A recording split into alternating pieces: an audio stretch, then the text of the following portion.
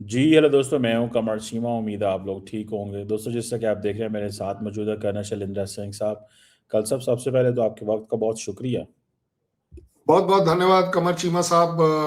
कोशिश करेंगे कि आपकी बातों का हम अच्छा और सुलझा हुआ एक एनालिसिस कर पाए। थैंक यू वेरी मच कल साहब। कल साहब, पहली बात तो ये है कि आज इंडिया के अंदर बड़ी अजीब अजीब किस्म की बातें हुई हैं, जिसमें सबसे पहले तो दोवल साहब, जो नेशनल सिक्योरिटी एडवाइज़र हैं, उन्होंने कहा है कि हमारे साथ जो होता रहा है हम उसे अवेंज करेंगे।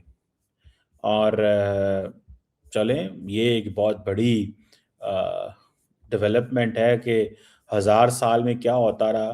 तो क्या वो ये लोग वो पूछ रहे हैं कि किससे अवेंज करेंगे? बरतानिया से अवेंज करेंगे, जो उज़्बेकिस्तान से रूलर आते थे उनसे अवेंज करेंगे, क्या करेंगे? और दूसरा, मोदी साहब ने भी आज बड़ी लंबी लंबी बातें की हैं। उन्होंने कहा कि भैया, ये सारे आते थे बाहर से आके यहाँ पे, जो है वो गजनवी आया और उसने सोमनाथ पे हमला किया। 12वीं सदी में कोई और आया, अलाउद्दीन खिलजी आया, मुजफ्फर खान आया। तो ये मुसलमानों के नाम लेते हैं, लेकिन कंसा बहुत सारे लोगों का ये कहना है कि ये हिंदुओं की भी तो आपस में लड़ाइयाँ रहती थी ना, मुसलमानों की इन्वेजन को क्यों जिक्र किया जाता है? तो कैसे देखते हैं ये जो मोदी साहब और दोवल साहब, ये 1000 साल तारीख के ऊपर कई लोगों का कहना है सियासत कर रहे हैं। जी कल साहब। जय हिंद, नमस्कार। कमर चीमा साहब, आपका सवाल अगर सिर्फ ये है कि सियासत करी जा रही है तो बिल्कुल गलत है।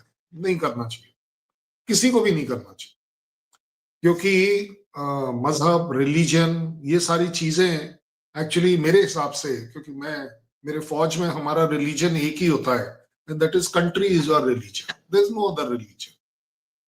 मैं क्रिश्चियन पलटन में भी रहा हूं, मैं सिख पलटन में भी रहा हूं, मैं राजपूत पलटन में रहा हूं। राजपूत होकर, मतलब मैं खुद राजपूत हूं। मुसलमानों के साथ मैंने अपने सैनिकों के साथ नमाज पढ़ने की कोशिश भी करी है। There is only one religion as far as I am concern for the फौज। सो इसलिए मैं ये जरूर कहूंगा, कोई भी देश, अब मार्क करिएगा मेरी बात, कोई भी देश जो रिलीजियस फैनेटिज्म के ऊपर आ जाए, वो कभी कभी ठीक नहीं हो पाएगा अपनी खुद की जनता के लिए। मतलब इसको आप अपने ऊपर मत लीजिएगा, but otherwise I am trying to tell you. So अगर आपका सवाल था कि ऐसा किया, बिल्कुल नहीं करना चाहिए पॉलिटिकली। आपने वो जो डोवल वाली बात करी, वो ज्यादा जरूरी है कि अवेंज का मतलब क्या होता है। बट आपने बिल्कुल ठीक कहा, 1000 पहले वालों के पास थोड़ी ना जाके आप अवेंज कर पाओगे। इसलिए हम बोलते हैं कि education should be strengthen. Countries में एजुकेशन स्ट्रेंथन करिए, सो दैट एकदम से बात समझ आए अवेंज का मतलब क्या होता है। अवेंज का मतलब होता है कि उस मानसिकता से, उस मेंटालिटी से, जो 1000 साल में अगर आपके ऊपर कोई अत्याचार करती रही, तो अब हम उस अत्याचार को नहीं होने देने की पोजीशन में अपने आप को लाएंगे। That is our biggest revenge on that particular thing जो उस समय हुई थी।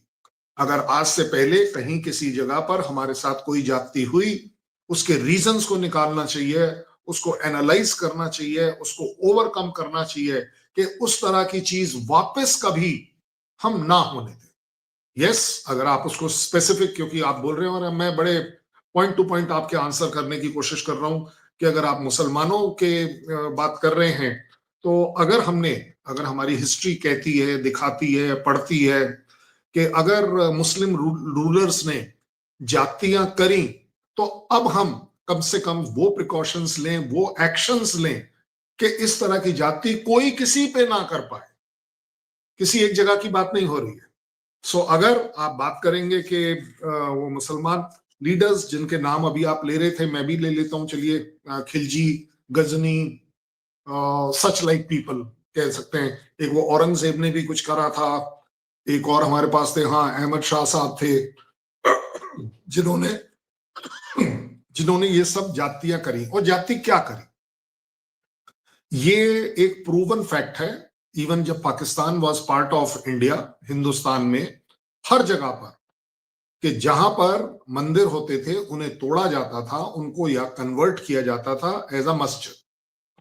सो और उसके जो आर्कियोलॉजिकल सर्वे ऑफ इंडिया है, जब उसने चेक भी किया है, ये पाया गया कि यस, इस तरह की जाति हुई है। और अगर वो जाति हुई है तो अब हम क्या कर रहे हैं? That is called as avenge, that is called as rev. देखिए, अवेंज और रिवेंज में यही एक बहुत बड़ा फर्क है। रिवेंज वुड अमाउंट टू कि मैं सारी मस्जिदें तोड़ूं, ये तोड़ूं, वो तोड़ूं, नहीं। What we would like is, जैसा कि हमारे आरएसएस के चीफ ने भी बड़ा अच्छा स्टेटमेंट दिया, जबकि लोगों को बड़ा डाउट था कि शायद आरएसएस इज एंटी मुस्लिम, उन्होंने कितनी बढ़िया बात करी थी एक प्लेटफॉर्म से कि हर मस्जिद में मंदिर ढूंढने की कोशिश मत करिए, ये गलत होगा। मस्जिद मस्जिद है। अगर 100 साल पहले, 1000 साल पहले किसी भी वजह से कुछ हो गया तो उसके अंदर मस्जिद के अंदर मंदिर मत ढूंढने की कोशिश करिए। ठीक है, राम मंदिर हो गया, बात खत्म हो गई, इसके आगे उसको आगे मत बढ़ाइए। सो आई थिंक जब आप डोवल की बात कर रहे हैं, when he says avenge, the avenge is कि अपनी कंट्री को इतना स्ट्रांग बनाइए कि उस तरह के रूलर्स आपके ऊपर ना आ पाए, उस तरह के अत्याचार आपके ऊपर ना कर पाए।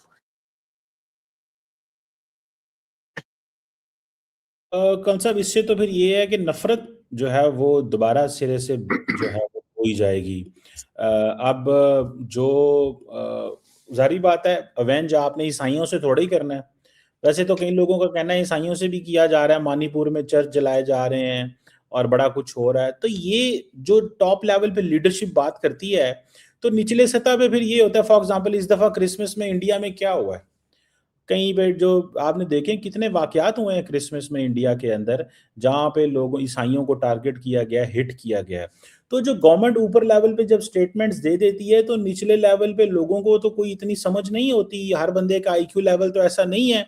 वो तो जाता है फिर जाके ईसाइयों को भी पकड़ लेता है, मुसलमानों को भी पकड़ लेता है। तो इसका क्या करेंगे? ये तो बड़े फसादात शुरू हो जाएंगे कल साहब। बिल्कुल बिल्कुल। आई एम वेरी हैप्पी कि कमर चीमा साहब को एक नया टास्क मिला है कि हिंदुस्तान में जो रिलीजियस ग्रुप्स हैं, दैट इज क्रिश्चियनिटी ले लो, खालसाज ले लो, मुस्लिम्स ले लो, इन सब के बारे में कुछ एक इवैल्यूएशन करने की कोशिश करी जाए। बढ़िया बात देखिएगा, कंपैरेटिवली जब बात कर रहे हैं, क्रिसमस पर आपने कहा है कि कहीं कुछ हादसा हो गया। आपने ये नहीं देखा कि क्रिसमस 10, 50, 100 जगह पर, मेरे भी बैकयार्ड में, कितने अच्छे से मनाई भी गई। एक बात मैं मान सकता हूं, किसी एक जगह कोई इंसिडेंस हो गया, गलत हुआ, नहीं होना चाहिए था।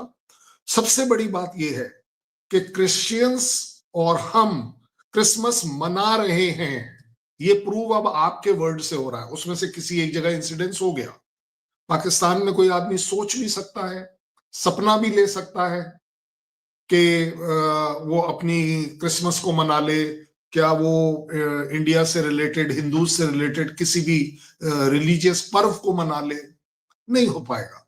सो मैं मानता हूं, अगर आप क्रिटिसाइज पॉइंट ऑफ व्यू से कहेंगे तो मैं as a good critic accept कर सकता हूं कि अगर हमारे यहाँ कहीं कोई ऐसा इंसिडेंस होता है, it is not condemnable, it should be punishable. उस पर पनिशमेंट होनी चाहिए। कंडेम करने से कुछ नहीं होता। Condemn is only a lip service, इसके अलावा और कुछ नहीं है। सो ज्यादा बड़ी बात यह है कि कमल चीमा साहब को देखना चाहिए कि 140 करोड़ लोग अगर क्रिसमस सेलिब्रेट कर रहे हैं और उसमें से अगर एक जगह भी कोई इंसिडेंस होता है तो इट शुड बी पनिशेबल। ये मैं कह रहा हूं, चाहे वो क्रिश्चियनिटी से रिलेटेड हो या किसी भी रिलीजन से रिलेटेड हो।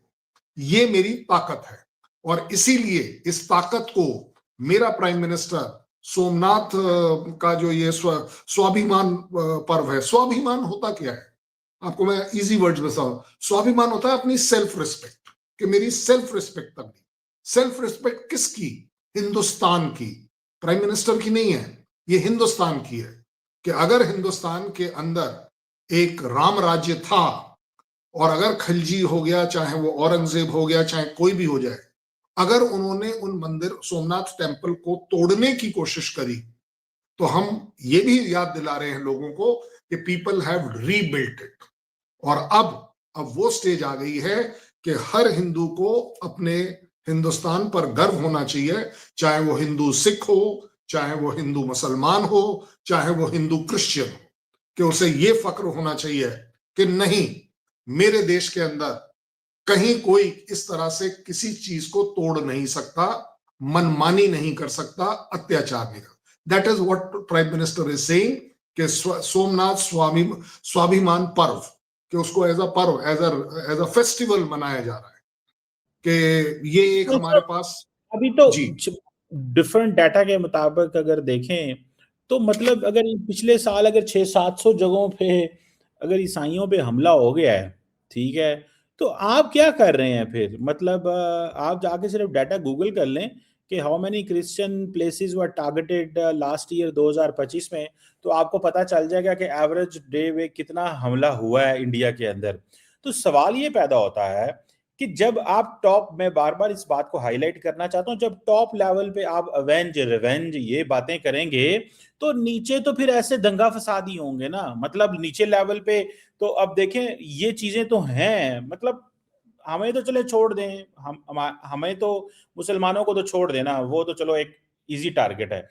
ईसाइयों को जो टारगेट करेंगे, आपको लगता है कि आप बच पाएंगे? क्योंकि इस पे तो अमेरिकन भी अलर्ट हो जाएंगे।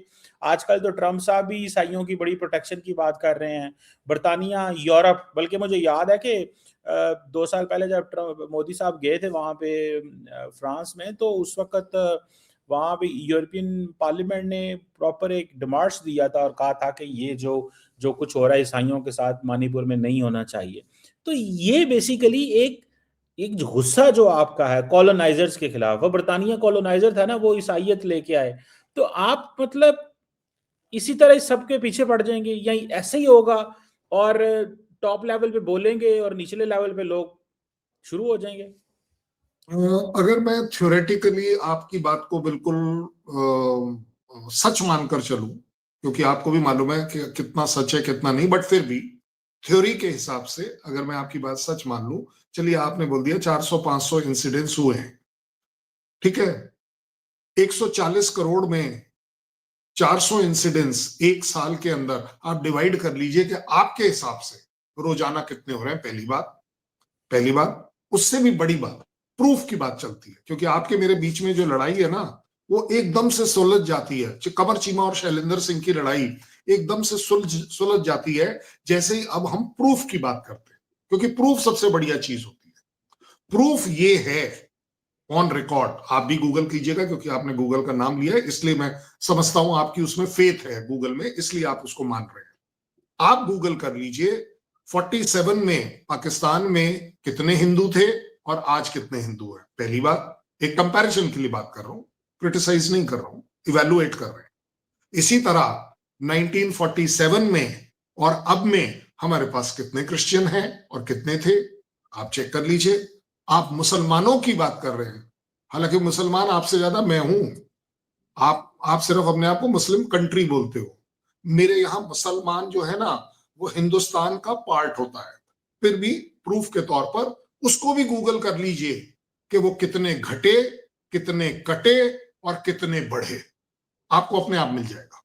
मैं आपको एक मोटे तौर पर बता रहा हूं, क्रिश्चियंस एंड मुस्लिम मेरे कंट्री में जितना प्रॉस्पर कर गए नंबर्स में, आप उसके बारे में ड्रीम नहीं कर सकते। साथ ही साथ आपके कंट्री में कितने हिंदू कन्वर्ट हो गए, फोर्सिबल कन्वर्ट हो गए, गायब हो गए, मार दिए गए, और ओवरऑल परसेंटेज आपकी पॉपुलेशन जो थी किस हद तक कम हुई, इट इज एक्चुअली शॉकिंग। सो मत पाकिस्तान की पब्लिक को मिसगाइड करिए कि शायद 400-500, अगर आपके बोले हुए इंसिडेंट्स की बात कर रहा हूं मैं, मेरे पास इस समय वो दूसरा वाला सिस्टम नहीं है, नहीं तो मैं एक्चुअली अभी आपके सामने वो गूगल करके आपके साथ रख देता कि लीजिए सर ये आपकी फिगर है, अगर आपका विश्वास उसके अंदर है।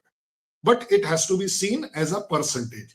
आप, ये वो वाली बात है ना कि मेरे यहां भी दंगे फसाद होते हैं, आप मणिपुर करे जा रहे हो। I hope you know Manipur is not a fight for Christianity. अगर आप अपने आवाम को ये समझा रहे हैं कि वो क्रिश्चियनिटी से रिलेटेड है, आप उन्हें गुमराह कर रहे हैं। It's a Kukis versus Meiteis, Kuki versus Meitei आज का नहीं है, 150 साल पुराना कन्फ्लिक्ट है कि वो एक दूसरे के ट्राइबल जो वॉरफेयर है वो वहां चल रहा है। यस, उसमें मैं मान सकता हूं कि 2 चर्च के ऊपर अटैक हो गया, मैं मान सकता हूं इस बात को, मैं चीजें छुपाता नहीं हूं, लेकिन ज्यादा बड़ी बात यह है द कन्फ्लिक्ट, जो वहां कन्फ्लिक्ट है वो क्रिश्चियनिटी को लेकर नहीं है, वो कुकीज और मैथीज के बीच में है। दोनों ही ट्राइब्स के कुछ लोग एक ट्राइब के जो क्रिश्चियनिटी के अंदर आ गए, उनके खिलाफ अगर किसी ने एक्शन कर दिया तो उसको अटैक ऑन चर्च माना जा रहा है, which is actually not a organized attack on church. It is a cookie versus मैथीज, 100% नहीं 200%। आप जब बोलो मैं आपके कहने से बनीपुर जाकर वहां से आपके सामने शो कर दूंगा कि चलिए जी इनके साथ बैठ के मैं शो कर रहा हूं। आई थिंक आपका पहला चैनल होगा जो वर्ल्ड में ये चीज करेगा कि आप जिस जगह की रिपोर्ट कर रहे हैं, जिसको कोट कर रहे हैं, मैं आपके लिए वहां से वो शो कर दूंगा कि चलिए जी लोगों के साथ बैठ के बात कर लेते हैं। कल साहब एक तो मैं आपको ये बता दूं, ये जो डाटा अमित शाह ने साहब ने कुछ देर पहले एक रिलीज किया था ना, ठीक है, ये इस सेंस में कि जी पाकिस्तान में हिंदुओं की तादाद कम हो गई है। देखिए, एक था यूनाइटेड पाकिस्तान और बांग्लादेश का डाटा, ईस्ट पाकिस्तान अलहदा हो गया, ठीक है। मैं आपको सिर्फ ना अभी जब ये शो ख़त्म होगा तो आपने एक काम करना है, आपने ये करना है, आपने गूगल पे जाना है और वहाँ पे जाके सिर्फ लिख देना है कि हैज़ हिंदू पॉपुलेशन डिक्रीज्ड इन पाकिस्तान। वहाँ पे ये आएगा कि एक इंडिया टुडे की रिपोर्ट है जो 10 जून 2022 की है, 10 जून 2022 की रिपोर्ट, वो कहती है ओवर 22 लाख हिंदूज इन पाकिस्तान, नेशनल डेटाबेस रिपोर्ट। आपने सिर्फ जाके वो देखना है जहां पे वो डाटा कहता है कि अमित शाह झूठ बोल रहे हैं। ये इंडिया टुडे को मैं कोट कर रहा हूं, अपना नहीं मैं कोट कर रहा। और वो कह रहे हैं कि जो उस वक्त कंबाइंड डाटा था ईस्ट पाकिस्तान का, वेस्ट पाकिस्तान का 1951 की सेंसस के मुताबिक, उसमें इतनी पॉपुलेशन नहीं है जो इंडियंस कहते हैं कि 23% पॉपुलेशन थी माइनॉरिटीज की। मेरी बात सुन लीजिए ना, माइनॉरिटीज की, ठीक है। पहली बात तो ये है। तो ये जो है ना, इस डाटे को फेक तौर पे पेश किया गया और इंडिया के अंदर मुसलसल ये चल रहा है। सो बांग्लादेश की या ईस्ट पाकिस्तान की पॉपुलेशन और थी माइनॉरिटीज की, पाकिस्तान की पॉपुलेशन और थी, मेरा 7% या जितनी भी थी, वो एक सेपरेट सवाल है। लेकिन ये बेसिकली इंडिया में पोर्ट्रे किया जा रहा है। अब आप खुद ही मान रहे हैं कि ठीक है ईसाइयों को थोड़ा सा टारगेट किया गया, 400 इंसिडेंट हो भी गए हैं हमारे 1.5 अरब आबादी में, कोई एक क्या ही फर्क बात को पड़ता है? बोला है, नहीं नहीं, मैंने वो तो आपकी बात को बोला है मैं कि मैं कहता हूँ आपको सही मान रहा हूं। मैं कहता हूँ मेरी बात ना माने, जो रिपोर्टेड है इस दफा आप पूरे इंडिया के अंदर, इस दफा कल साहब क्या चीज शो होती रही है कि ईसाइयों के साथ जो 25 अगस्त को क्या होता रहा है। आप मतलब मुझे छोड़ दे, मैं तो चलो ठीक है पाकिस्तानी हूं, आपके लिए ये मसले, मेरी बात नहीं मानेंगे। आप सोशल मीडिया अपना देखें, मुस्लिम ईसाइयों के साथ क्या हुआ है, घुस घुस के बिल्डिंग्स के अंदर और मॉल्स के अंदर और उनके क्रिसमस ट्री जो है वो गिराते रहे हैं। वो आपकी एक चॉइस है। अच्छा चले, मैं मूव ऑन करना चाहता हूँ इस टॉपिक से भी। एक और सवाल जो मोदी साहब ने बात की है उसी में से करता हूँ। कल साहब मोदी साहब जो कहते हैं कि वो मुसलमानों का नाम लेते हैं, अब जो सोमनाथ के ऊपर जो अटैक हुआ है वो तो हिंदू किंग्स भी करते थे। आप देखें जो अरबों ने जो रेड किए और जो महमूद गजनवी ने कहा ये सारा कुछ किया, इससे पहले जो था, जो सोमनाथ एक स्टेट टेम्पल था, ये कोई श्राइन नहीं था। और जो सोमनाथ का जो टेम्पल था, वहां पे मुख्तलिफ किस्म के जो हिंदू किंग्स थे वो भी एक दूसरे पे हमले करते रहते थे। लेकिन जो महमूद गजनवी से पहले जो लोग अटैक करते रहे थे उसका तो कोई जिक्र नहीं करता किया। और फॉर एग्जाम्पल वहां पे क्या था, वहां से रिसोर्सेज मिलते थे, वहां से पे पैसा था, वहां पे एक पूरे का पूरा रॉयल आर्काइव्स थे वहां पे सॉवरेनिटी की सोमनाथ जो है वो डिपिक्शन करता था। तो ये मुसलमानों का क्यों किया जाता है? वाकई हिंदू भी तो वहां पे हमले करते रहे और एक दूसरे की गुत्थम गुत्था लड़ाई रिसोर्सेज की, पैसे की, पावर की चलती रही। तो ये सारा फिर ये सियासत ही है ना। फिर ये तो बाकियों का तो कोई किसी का जिक्र नहीं करते वो। I'm actually thrilled. I'm happy. I'm very happy कि आज पहली बार कमर चीमा इंसानियत के ऊपर बात कर रहा है। कॉम्प्लीमेंट देता हूं आपको, बड़ी अच्छी बात है। I am very happy with you, क्योंकि जिस दिन दोनों देश किसी भी जगह की इंसानियत की जब बात करेंगे ना, आप देखेंगे the bridges will be built automatically. क्योंकि इंसानियत की जो ब्रिज होते हैं ना, उनमें ईंट पत्थर सीमेंट नहीं लगता है। दीज आर दोज ब्रिज जिसका कहीं कोई तोड़ नहीं है। अगर मैं और कमर चीमा के दिलों के बीच में अगर जुड़ जाएं किसी भी वजह से, लेट्स से ह्यूमैनिटेरियन बेसिस पर, तो इसको तोड़ पाना बड़ा मुश्किल होगा। And I am very happy with that. फिर भी आपने वो जो परसेंटेज वगैरह कोट करी, एक सेकंड के लिए मेरे को एक सवाल पीछे जाना पड़ रहा है। आपने कोट करा कि चलिए 7% थी, आप 7% के हिसाब से ढूंढ लीजिए, मैं तो मना नहीं कर रहा हूं। आप 7% पर ढूंढ लीजिए कि कहां कम हुई कहां कम नहीं हुई। वो जो आप 22 लाख वाली बात कर रहे हैं ना, वो तब की बात, वो उसका जो फिगर दिया गया था वो ये दिया गया था कि देखिए जी, पहले ज्वाइंटली हमारे इतनी थी, अब जब बांग्लादेश अलग हो गया तो इसलिए हमारी वो उतनी कम हो गई। ठीक है ना, मैं तो कह रहा हूं आप दोनों देशों के अंदर कर लीजिए कि हिंदूज की, अभी आपके सामने तो लाइव है कि किस तरीके से बांग्लादेश में जो बर्बरता करी गई है वो क्यों, कहां करी गई है, कहां टेम्पल्स को डैमेज किया गया है, कहां हिंदूज को टारगेट कर कर उनको जलाया गया है, वगैरह वगैरह। So the point is not this, point is जो आपने बनाने की कोशिश करी कि we should be arriving at the correct figure. और इसको मैं क्रिटिसिज्म नहीं कह रहा, मैं जरूर आपके शो के बाद अगले शो में मैं आपको कोट कर दूंगा कि जनाब ये देखिए, ये आपने मुझे बोला था, टास्क दिया था, हमने उसके हिसाब से पता किया है, क्रिश्चियनिटी के ऊपर इतने टोटल अटैक हुए हैं, इतने लोग मारे गए। अगर आप बोलेंगे मैं जरूर कर दूंगा। It is good for me because I want my country to know कि अगर हमने कोई गलती करी है तो उसको रोकना है। जैसे कि डोवल साहब ने कहा, we must avenge, so my avenging will be कि उस तरह की किलिंग कभी ना हो, कहीं भी ना हो। मैं इसलिए आपको स्पेसिफिक एग्जांपल्स दे रहा था। आपने बात करी है कि गजनी से पहले, देखिए एक प्राइम मिनिस्टर ने ऑफ द कफ एक 1026 जब गजनी वाला जो टेन्योर है उससे हमारी तरफ आया है कि भाई 12th सेंचुरी में क्या हुआ, फिर 13th सेंचुरी में क्या हुआ, 14th में क्या हुआ, 15th में क्या हुआ और उसके बाद क्या हुआ। उन्होंने वो क्रोनोलॉजी दी है।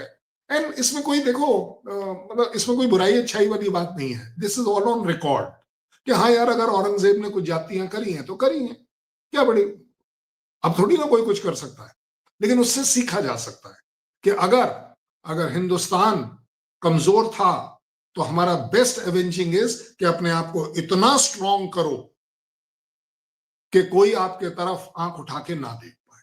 बड़ी सीधी बात है। आप अपने आप को इतना, आप देख लीजिए ना, आपने भी यूएस प्रेसिडेंट की कोट करी, यूएस प्रेसिडेंट को कौन मना कर पा रहा है?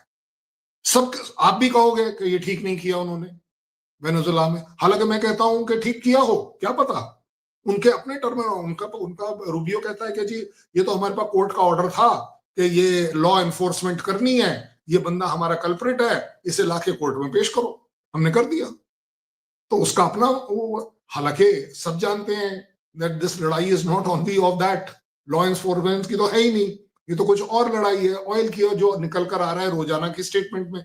इसी तरह मैं आपको वापस कनेक्ट कर रहा हूं कि अगर हमारा प्राइम मिनिस्टर अपने देश को सिर्फ ये बता रहा है कि इस तरीके से हिंदुस्तान के ऊपर जातियां हुई थी, क्यों हुई थी, क्योंकि हम कहीं ना कहीं कमजोर पड़ गए, तो अपने आप को स्ट्रांग करो। हो सकता है कि ये जातियां इसलिए भी हुई हों कि आप अपने हिंदू धर्म के साथ उस स्ट्रेंथ के साथ नहीं खड़े हुए जो कि गजनवी और ये सब जो लोग हैं जो जातियां कर बैठे, वो आप उनको नहीं फेस कर पाए। अब करो सो दैट आज के बाद ना हो। बड़ी सीधी बात है। So it should be taken with a pinch of salt in the correct way. Yes, मैं मानता हूं that pinch of salt is wrong. अगर उस दौरान किसी एक मुसलमान का, किसी एक क्रिश्चियन का अगर वध किया जाता है, उसके साथ अत्याचार किया जाता है, वो मेरी किताब नहीं, मेरे देश की किताब में किसी हिंदू से पूछ लेना, वो एक ही बात बोलेगा, गलत हुआ। लास्ट आपने जो बोला है, यस, मैं इसका चश्मदीद गवाह हूं कि अगर कहीं पर वो क्रिसमस का पेड़ लगाया गया था तो किसी ने वेंडलाइज किया है, मैं मान सकता हूं इस बात को, but that doesn't mean that the people have been killed while doing that. ये हमारे, मैं आपको एनसीआर की भी बात बता सकता हूं कि यस, किसी ने लगाया था। एंड कुछ जो एक्सट्रीम सोच वाले लोग हैं, लाइक हमारे यहाँ ये भी कहा जाता है न्यू ईयर 1 जनवरी को is not our new year, Hindustan का न्यू ईयर नहीं है, हिंदुस्तान का न्यू ईयर तो अप्रैल में आता है। सो हमें नहीं मनाना चाहिए, बट दैट हम कहते हैं उसमें रोजाना क्यों ना मना ले, every day is a new year.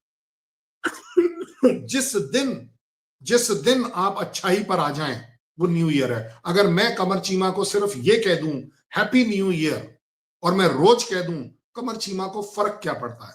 या कमर चीमा मुझे कह दे 1 जनवरी और 1 अप्रैल, it doesn't make any difference, these are good wishes. So इसी तरह मैं आपको बड़ी जिम्मेदारी से कह रहा हूं, मेरा देश, मेरा प्राइम मिनिस्टर इस चीज को प्रूव कर रहा है कि हम अपना जो अवेंजिंग करेंगे, जो डोवल साहब की लैंग्वेज में आप जिसको पकड़ रहे हैं, अवेंज इज दिस ओनली, अपने आप को स्ट्रांग बनाइए, अपने रिलीजन में प्राइड रखिए, उसके ऊपर अत्याचार मत होने दीजिए, सीधी सीधी बात।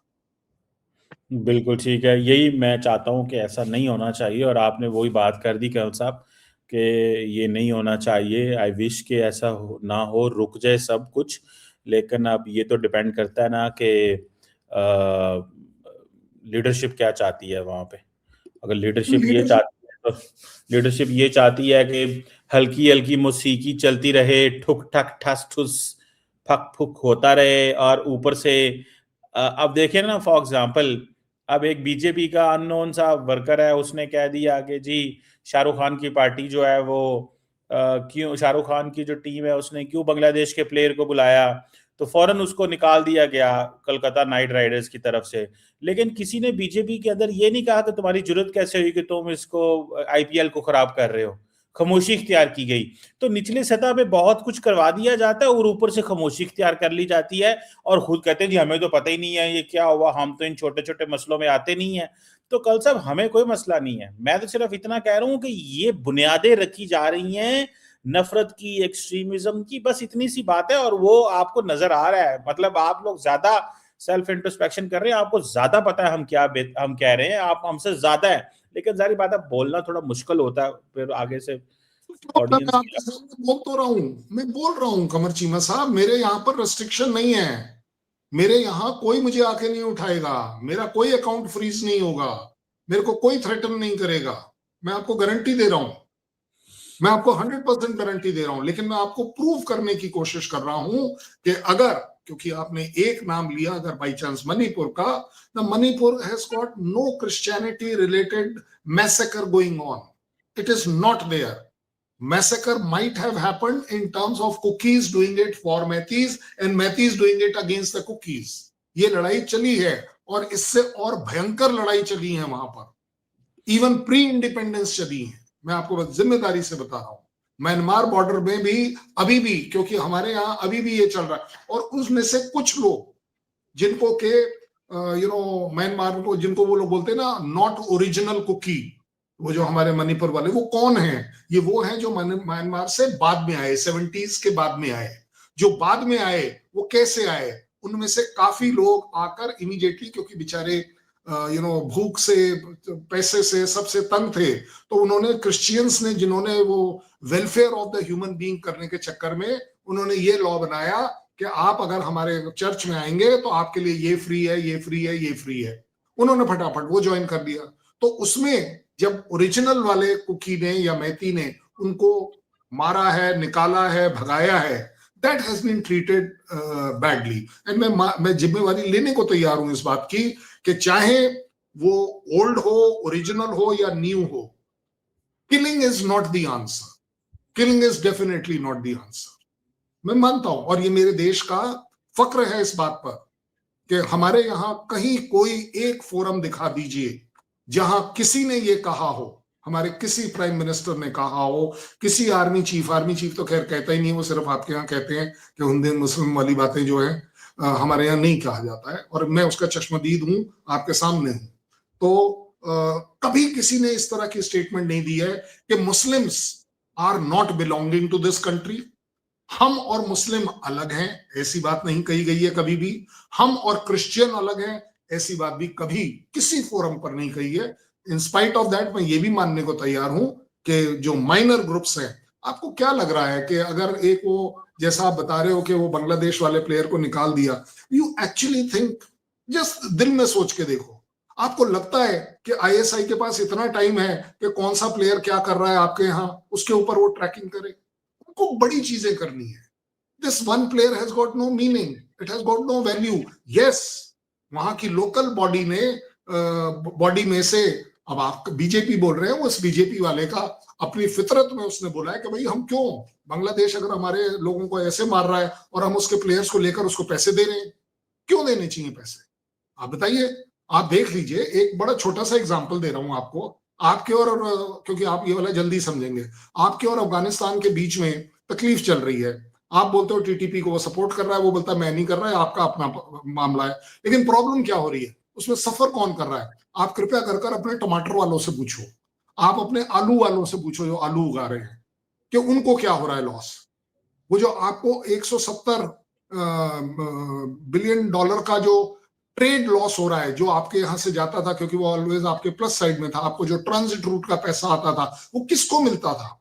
वो आवाम को मिलता था, लोगों की रोजी रोटी का मामला था। क्यों आज आपके यहाँ पर लोग थ्रेटन कर रहे हैं कि 10 दिन के अंदर अंदर या तो बॉर्डर खोलिए और ये हमारा सामान आना जाना चाहिए, नहीं तो हम आपके पार्लियामेंट के सामने लाके सारा सामान डाल देंगे? क्यों वो बोल रहे हैं? वो इसलिए नहीं बोल रहे हैं कि आप वो कंट्री के खिलाफ हैं, वो आपकी कंट्री के साथ हैं। लेकिन भाई साहब, पेट का सवाल है। मैं अपना आलू कहां लेकर जाऊं, मैं टमाटर किसको बेचूं, आप बताइए। सो अब अगर उसको मैं बात का बतंगड़ बनाना चाहूं तो उसको कुछ भी बोला जा सकता है, बट अपने आप में मेरा अपना वो है कि आपको, और उसमें भी आपके यहां से किसी ने स्टेटमेंट दे दी कि नहीं जी ये तो इंडिया करवा रहा है। तो यार इंडिया क्यों करवाएगा? और चलो एक सेकंड के लिए इंडिया करा रहा है, कमर चीमा इतना कमजोर है कि मेरे कहने से वो आलू जो है वो जाके पार्लियामेंट के ऊपर डाल देगा? आप बता दीजिए। ये तो गलत है ना। ये बोलने के लिए कुछ भी पॉलिटिकली बोला जा सकता है। तो इसीलिए मैं आपको बोल रहा हूं, अगर बीजेपी के किसी एक लड़के ने बोल भी दिया कि यस इस प्लेयर को नहीं होना चाहिए हमारी कंट्री के साथ, ये हमारे से पैसे क्यों कमाए, वेल यस, आपको याद होगा आपके काफी एक्टर एंड एक्ट्रेसेस के लिए भी यहां पर एक बार बात उठी थी कि नहीं जी ये नहीं होने चाहिए, they should not be earning from here if they can not criticise the brutal act of terrorism. तब ये बात चली थी। सो कंट्रीज के बीच में ऐसा होना, लेकिन इसका मतलब ये नहीं है कि कमर चीमा और कर्नल शैलेंद्र सिंह एक दूसरे से नफरत करते हैं। हम एक दूसरे को लाइक करें या ना करें, बट नफरत करना सबसे बड़ी प्रॉब्लम है। और इसीलिए हमारा प्राइम मिनिस्टर सोमनाथ स्वाभिमान पर्व में खुलकर बोल रहा है कि इस नफरत के खिलाफ हमें खड़ा होना चाहिए, कि इस तरह की नफरत कभी ना आ पाए कि गजनी वाले टाइप के अटैक हो जाएं, औरंगजेब टाइप अटैक हो जाए जो आपकी रिलीजन पर हो। दिस इज कॉल्ड एज मजहब, आपकी रिलीजन के ऊपर terrorism. That should not be tolerated, that should never be tolerated, whether it is Musalman, whether it is Christian और इट इज इंडियन। ये मेरा टेक है। I am very sure as humanity आपका भी टेक सेम होना चाहिए। बिल्कुल ठीक है। Thank you very much colonel Shailendra Singh साहब, always pleasure talking to you sir, बहुत शुक्रिया। जय हिंद, नमस्कार एंड बहुत बहुत धन्यवाद। Thank you.